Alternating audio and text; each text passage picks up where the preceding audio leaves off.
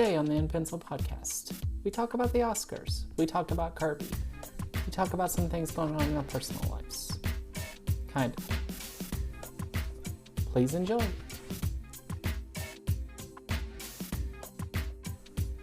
Welcome back to the In-Pencil podcast. I'm Jess. I'm Adam. Today we talk about, the news of this week. It is Saturday, April 2nd, as we are recording, and, this has been an interesting week. Yes. We're not going to get into world events today. I really don't know how to talk about that right now, and you've probably heard a lot of other voices on that. So sorry, we're not going to talk about the big events. We're going to talk about more events that don't really matter. All right. First off, you may notice we have been silent for a while, and part of that is because a lot of personal and professional things that have been going on that have just taken up a lot of our time. Wouldn't you say that to be the case, Adam? Yes. And that means we just haven't been able to record. We hope to get back into recording on a regular schedule. It's funny to say, isn't it? We've never been on a regular schedule in recording these podcasts, but we hope to in the future. So please enjoy our scattered podcast over the next month or two or three or year. I don't really know. It shouldn't be a year, but it might be a few months. Yeah. But let's get into the news. I think let's talk about the biggest non-major issue event. I don't know if it's not a major issue. It's just, in the grand scheme of things, it's not as big as other things are. And that is the Oscars were this past Sunday, and everybody's been talking about them. And let's talk about the controversy. Okay. And I think we can all agree one word that will define this Oscars, and that is Encanto. It is indeed. Yes. Encanto was up for a few nominations in this Oscar. It won for Best Animated Feature, which is well-deserved. I saw someone on YouTube where someone said the second most well-deserved animated feature Oscar winner behind Into the Spider-Verse. And I agree. Into the Spider-Verse is probably one of the best animated features I've ever seen, just how it was used animation. But I'm not really talking about the fact that it won Best Picture, Animated Picture. It did not win Best Overall Picture. I think Coda won that. I can't really remember. I didn't watch all the Oscars. I only watched parts of it. I did go back and watch, what people were talking about. And that was the We Don't Talk About Bruno segment. Yeah. I know everyone's talking about We Don't Talk About Bruno. You've heard it enough. Oscars, We Don't Talk About Bruno. That's the only thing anybody's talking about the Oscars. I know. But truthfully, it was such a terrible version of the song. As someone with a 2-year-old, and I have listened to We Don't Talk About Bruno hundreds, if not thousands of times at this point, it is shocking how bad of a version they did. First of all, they didn't have all the cast. They had some of the cast. They had Megan Thee Stallion. For some reason, they're rapping about being at the Oscars, talking about We Don't Talk About Bruno. Like she's Deadpooling the thing. Deadpooling is my way of saying breaking the fourth wall. All right. Yeah, I know, it's weird. But yeah, so it was slowed down. It was a remix. They had some of the cast members. They didn't do all the lyrics. They cut out parts of it. The camera angle was like right up on their face. And they had these big microphones, and it just did not feel like it should have been, like it could have been. I mean, the song and the animation in the movie look like it would be perfect for a play. And they just decided, oh yeah, it's a great song to put in front of a live audience. We have the choreography to go in front of a live audience. Let's pretty much throw all that out and let's do our own thing. And I just thought it was bad. Not to mention they put it in the middle of the Oscars, so a bunch of parents were like going to keep their kids up to watch that one song. And they knew what they were doing. They wanted people to watch as much Oscars as they could so that they would get good ratings. And then they just did a terrible version of it. And and I know it's been talked about all week and everything, but it is wild that that happened. Don't you agree? Quite chaotic. I mean, Don't do that. yeah, I mean, not to mention that James Bond, a James Bond song won best song over everybody else, and I listened to some of the songs that were nominated. We don't talk about Bruno wasn't actually nominated. They just played it because I don't know, to try to get people to watch the Oscars because they're afraid nobody would care. But yeah, so the James Bond song, which sure it was probably okay. I heard that one. I heard a few other songs, and I just didn't think it was that good. But for some reason, the Academy loves for James Bond songs to win. Except for when Paul McCartney wrote a James Bond song, Live and Let Die. He did not win the Oscar. He was nominated, but did not win the Oscar. So if a Beatle writes the song, doesn't win the Oscar. If Sam Smith or Billie Eilish writes the song, wins the Oscar. I don't know what to say about that. That's not really fair to Sam Smith or Billie Eilish, but it is interesting to think about it. They all wrote James Bond songs. But yeah, I don't think anything else happened to the Oscars. Is that right, Adam? That was it. Yeah, I mean, there are a few other things. I mean, the host was okay. Interesting enough, I think I saw Amy Schumer do a stand-up one time, and I kind of remember it. She was like opening act for Judah Freelander, who I was wanting to see because he was on 30 Rock at the time when I saw it. And so there was nothing about her bit that seemed that good. She just seems like an average comedian, which is okay. There's nothing wrong with that. It's just not my style. When I say she's an average comedian, maybe she's better than that. It's just not my style. It's not who I want to listen to. Maybe I like a different type of comedy than what she was doing.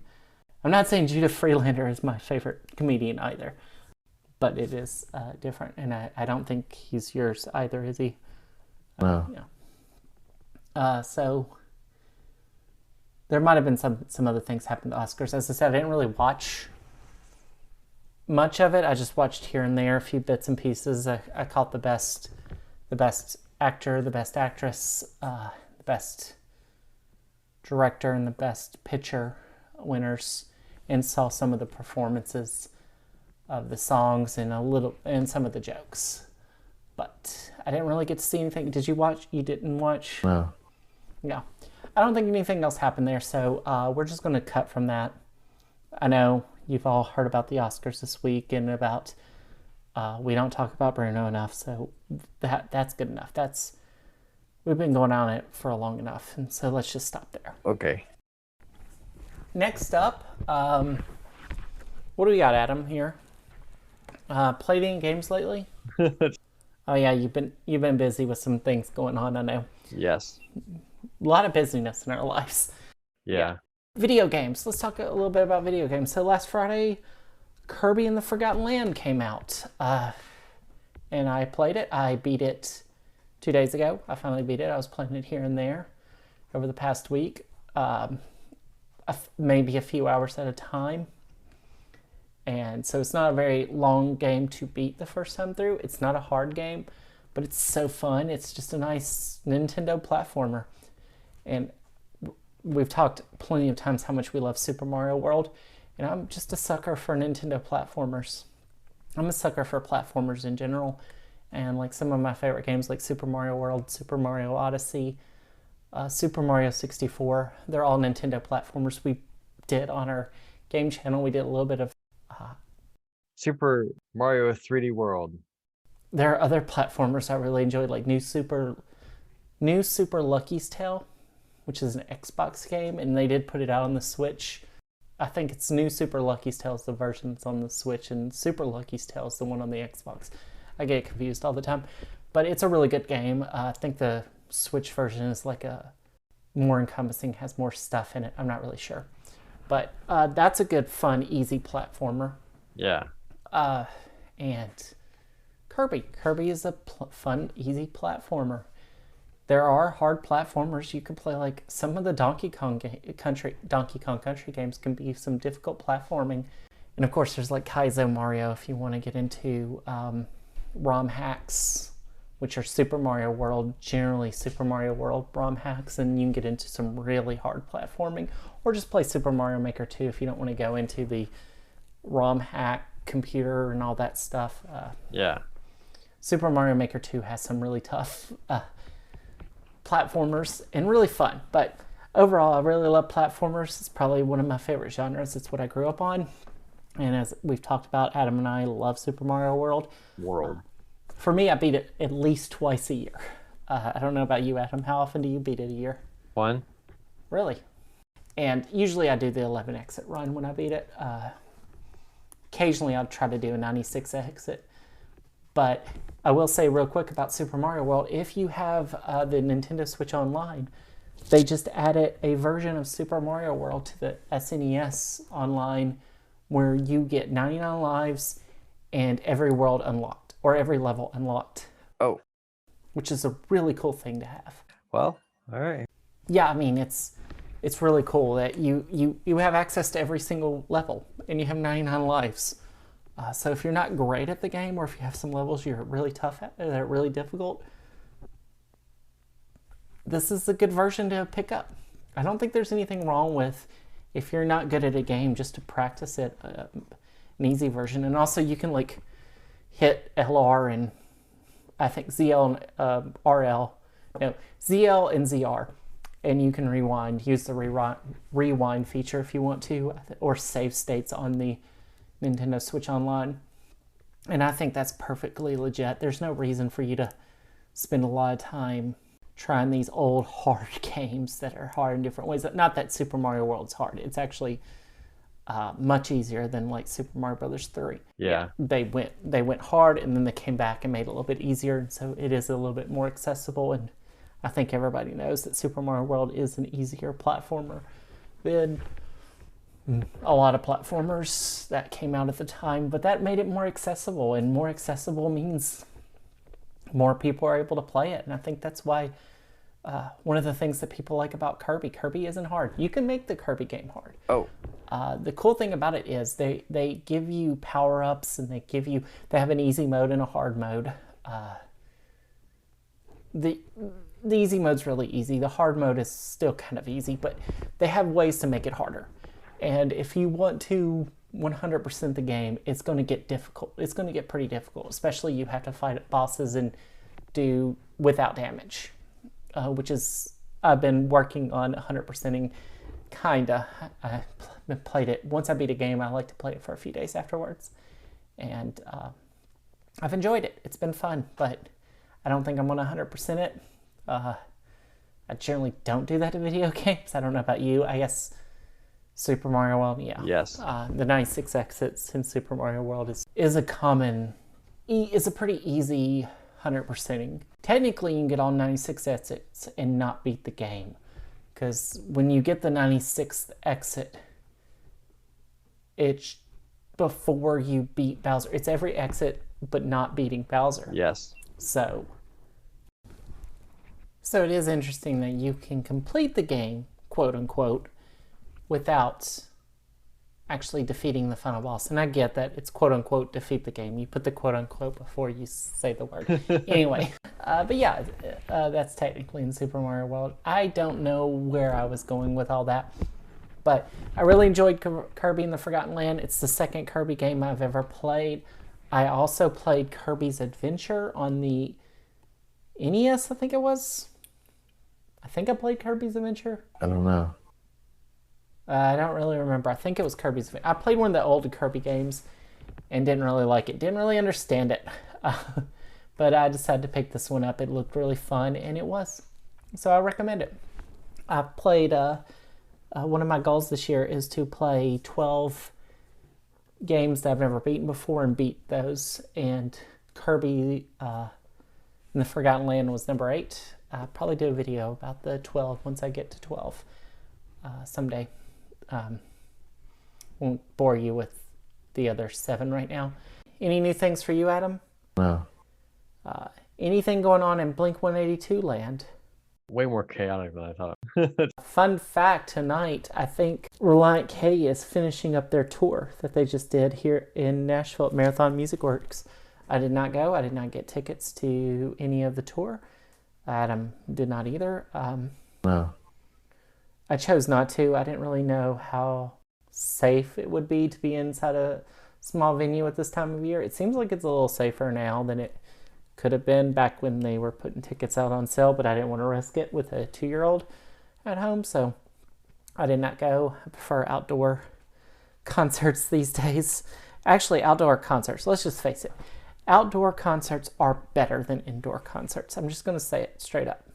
Much better. Yes. Outdoor afternoon, like as the sun is setting, is my favorite time to watch a concert, even though most outdoor concerts for the bands, like if you really want to see a band, a lot of times they play late. Unless you go to a festival and then you can get them earlier in the day. And to me, outdoor afternoon into the evening is the best time to see a band. And they do really well. Or they do really terrible. Some bands that I've really loved I just didn't like them live. Yeah. And let's face it, some bands don't actually play live. They just pretend to. I don't know any of those bands off the top of my head. I'm not going to guess which bands do that and which bands don't. Beatles. Whoa, choice words, Adam. I did not think you would say that, but okay. Yeah. So this was actually probably a pretty short podcast tonight, unless you have anything else you'd like to say. In all honesty, no. But we just wanted to get something out there, something quick, and we hope you've enjoyed this. We, as I said, we'll be on and off for the next month or two. Yeah. Hopefully we'll get back into regular podcasting here soon enough.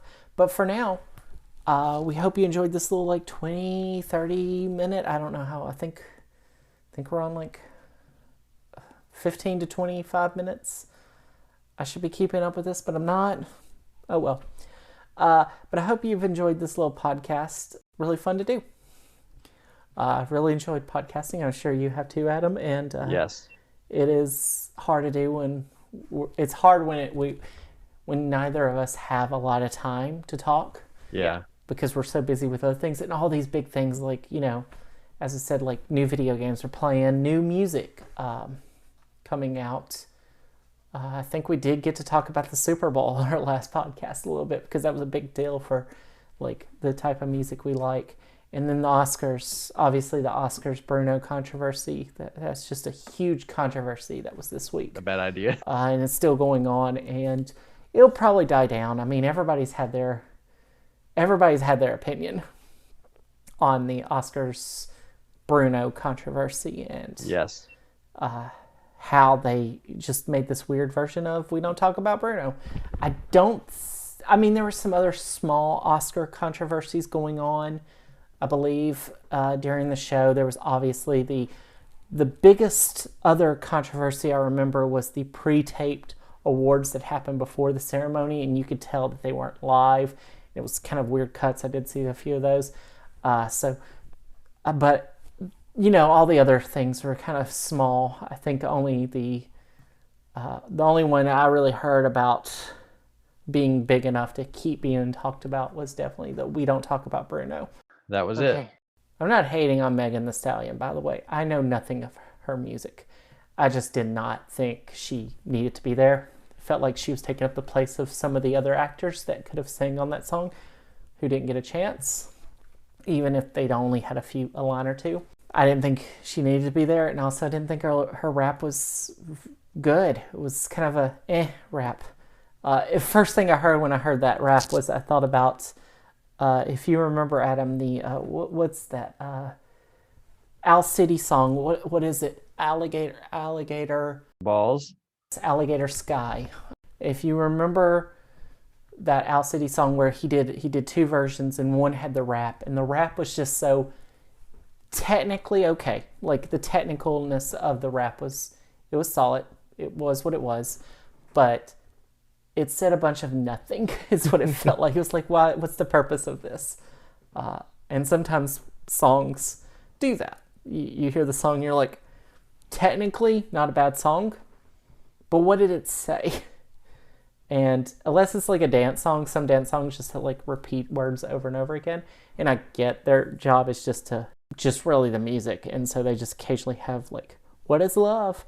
Or whatever they say. Captain Toad. Some songs that are supposed to actually have words that have meanings and stuff to them. When they say a bunch of nothing, you're like, well, that was a waste of time. I don't know if there's anything else to talk about. That was it. Please subscribe to all our stuff if you want to see other types of content. I do plan on putting out some more videos, some more shorts on our YouTube and TikTok pages. I have a lot of Breath of the Wild shorts in queue. I just haven't put them out yet. I was going to do it all the month of March. Okay. Because March 3rd was the 5-year anniversary of Breath of the Wild. Yeah, I just forgot to do it. Also had some music ones that I wanted to put out and just forgot to do it. It's been a wild month. Indeed. March. I think that's all, unless you have anything else to say. No. Thank you. I've been Jess. I've been Adam. And this has been the In-Pencil Podcast. See you next time.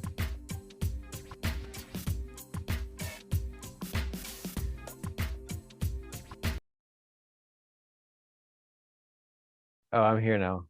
Where'd you go?